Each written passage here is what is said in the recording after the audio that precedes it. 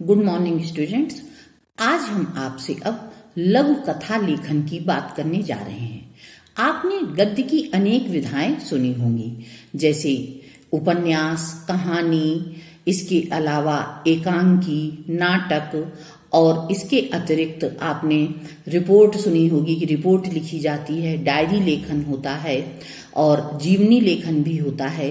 उसी प्रकार से लघु कथा लेखन भी एक विधा है और ये कहानी का ही छोटा रूप है।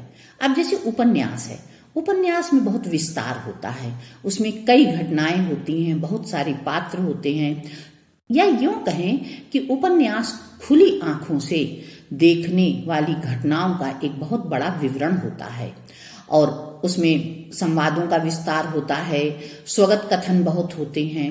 और जो कहानी होती है वो क्या होती है, वो जैसे बहुत बारीकी से किसी घटना विशेष को देखकर और उसके बारे में थोड़ा विस्तार से लिखा जाता है।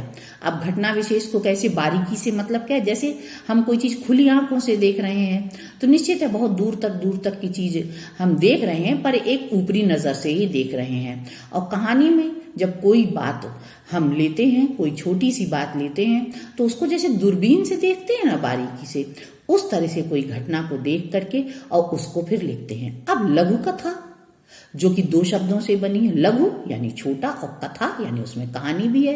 अब लघु कथा तो और भी छोटी चीज हो गई, तो ये क्या चीज हो गई, ये उसी तरह की चीज हो गई कि जैसे हम कोई चीज जब देखते हैं ना, बहुत छोटी छोटी चीजें होती हैं तो हम उनको माइक्रोस्कोप के सहारे देखते हैं। तो उसी तरह से जब हम कोई घटना, कोई बहुत छोटी सी बात पर एक छोटी सी कहानी लिख देते हैं तो वो लघु कथा कहलाती है।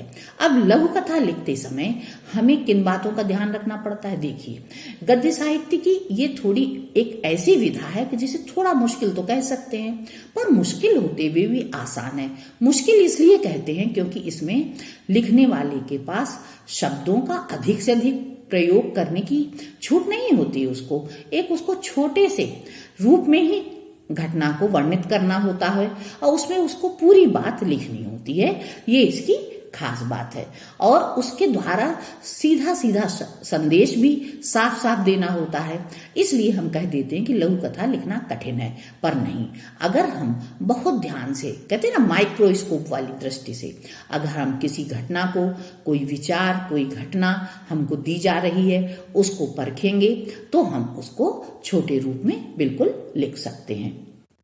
तो लघु कथा लिखते समय हमें जिन बातों का ध्यान रखना है, एक तो ये है कि जो भी घटना हमको दी गई है, जो भी बात हमसे कही गई है कि इस विषय पर आप लघु कथा लिखिए, तो उस पर लिखते समय हमको ये ध्यान रखना है कि एक तो उसको बहुत बारीकी से, कहना कहते हैं माइक्रोस्कोप वाली दृष्टि से उसको हम समझें और परखें, और फिर जिस पॉइंट को उठाया गया है, जिस बिंदु को लिया गया है, उस बिंदु को बहुत समझदारी के साथ संक्षिप्तता से एक कहानी का रूप देते हुए हम लिखें, तो वो लघु कथा हमारी लिख जाएगी। तो इस तरह से लघु कथा लिखना बहुत आसान है। अब जैसे हम आपको एक उदाहरण दे रहे हैं, जैसे उदाहरण इस तरह से है कि मान लीजिए हम लिखते हैं कि एक बालक बैग लेकर के जा रहा है स्कूल की ओर और एक बालक रास्ते के किनारे पड़ी हुई मिट्टी को, जो फुटपाथ पर पड़ी हुई है, उसको एक छोटी सी टोकरी में रख रहा है। इस दृश्य को देखते हुए आप एक छोटी सी कथा लिखिए। अब इसमें देखिए, ये तो हमने लिखकर आपको बताया है, तो यानी जो हमने बात लिखी है उसको आप अपने दिमाग में चित्रित कर लीजिए और फिर एक छोटी सी कहानी लिखिए। अब इसमें आप कहानी को लिख सकते हैं, इस तरह से भी लिख सकते हैं कि वो बालक को कुछ नाम दे सकते हैं जो जा रहा है, कि रमेश अपना बैग लेकर के स्कूल जा रहा था, धीरे धीरे अपनी कदम बढ़ाता हुआ जा रहा था, उसकी आंखों में बहुत उल्लास था। क्यों? क्योंकि उसका आज विद्यालय जाने का पहला दिन था और तभी उसकी नजर सड़क के किनारे एक बालक पर पड़ी जो मिट्टी बटोर रहा था और टोकरी में रख रहा था। रमेश ने जब उसकी ओर देखा तो उस बच्चे ने बड़ी हसरत से उसकी ओर देखा रमेश से रहा नहीं गया। उसने बच्चे से पूछा कि तुम्हारा नाम क्या है। बच्चे ने अपना नाम बताया कि मेरा नाम रामू है। और फिर उसने पूछा कि तुम कहाँ रहते हो, तो उसने कहा मैं पास की ही एक गली में रहता हूँ। रामू ने रमेश से पूछा कि तुम कहाँ जा रहे हो। उसने कहा मैं बैग लेकर स्कूल जा रहा हूँ। तो रामू कहता है कि हाँ मुझे भी लगा कि तुम स्कूल जा रहे हो। तो रमेश कहता है तुम क्यों नहीं जा रहे। क्या बताऊं, मेरे माता पिता के पास इतने पैसे ही नहीं है कि मैं स्कूल जा सकूं। और तो क्या तुम्हारी, रमेश पूछता है कि तुम्हारी इच्छा नहीं होती क्या। तो वो कहता है कि नहीं, मेरी इच्छा तो बहुत होती है, पर जब पैसे ही नहीं है तो मैं कैसे स्कूल जाऊं। तो उसने कहा मित्र तुम चिंता नहीं करो, आज से तुम मेरे मित्र हो और मैं तुम्हारे लिए अपने पिता से भी बात करूंगा और स्कूल में टीचर से भी बात करूंगा कि वो तुमको विद्यालय में दाखिला दिला दें और जिससे तुम भी मेरे साथ पढ़ सको। इतनी बात सुनकर बहुत खुश हो जाता है रामू और कहता है मित्र तुम तो बहुत अच्छे मित्र हो, वास्तव में सच्ची मित्रता तो यही है। तो अब देखिए, इस एक लाइन में जो बात आपको बताई गई थी उससे आपने इस तरह से छोटी सी लघु कथा लिख ली और इसका शीर्षक भी हो जाएगा सच्ची मित्रता। तो इस तरह से आपको लघु कथा लिखनी है। तो जब आपके परीक्षा में इस तरह से लघु कथा लिखने को आती है तो आप जो विषय है उस पर बारीकी से विचार करें, बिल्कुल माइक्रोस्कोप वाली दृष्टि से उस पर विचार करें और उस छोटे से पॉइंट को लेकर के इस तरह से एक पैराग्राफ में, एक दो पैराग्राफ में उसको विस्तृत लिख दें।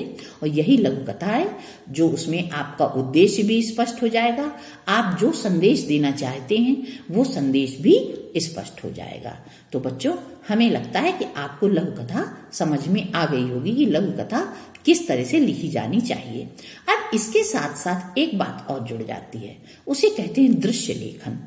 अब यही बात जो हमने रामू और रमेश वाली बात को एक लाइन में लिखकर प्रश्न के रूप में आप दी, इसी का मानिए चित्र बना हो कि एक बालक जा रहा है और दूसरा बालक सड़क के किनारे बैठा फुटपाथ से मिट्टी रख रहा है अपनी टोकरी में। अब ये चित्र बना है तो निश्चित है ये चित्र दो बालकों की विरोधी परिस्थितियों को चित्रित कर रहा है। तो उसमें आपको उस चित्र के बारे में सोच करके कहानी भी लिखनी हो सकती है, कोई एक पैराग्राफ भी लिखने को आ सकता है कि भाई 150 शब्दों का एक पैराग्राफ, एक अनुच्छेद इस विषय को लेकर लिखिए। तो दृश्य को लेकर के जब आप पूरी तरह से बात चित्रित कर देते हैं, अपने शब्दों के माध्यम से उसका चित्रण कर देते हैं, उसका बिंब पूरी तरह से उतार देते हैं अपने कॉपी पर अपने शब्दों के माध्यम से, तो उसी को हम दृश्य लेखन कहते हैं। तो दृश्य लेखन में भी इन्हीं बातों का ध्यान रखना होता है हमें कि उसमें भी हम विषय पर को बहुत अच्छी तरह से समझें, फिर उसका उद्देश्य क्या है वो समझें और उसके अतिरिक्त उसको भी हमें संक्षिप्त लिखना है, बहुत विस्तार से नहीं लिखना है, वही 100-150 शब्दों के बीच में हमको लिखना होता है।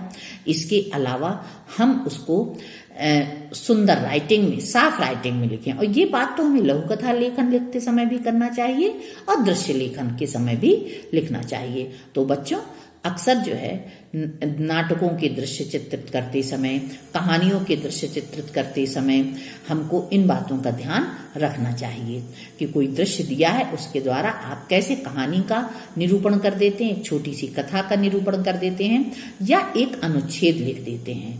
तो बच्चों, हमें आशा है कि आपको लघु कथा कैसे लिखी जानी चाहिए और दृश्य कैसे लिखा जाना चाहिए, ये दोनों बातें अच्छी तरह से समझ में आ गई होंगी। धन्यवाद।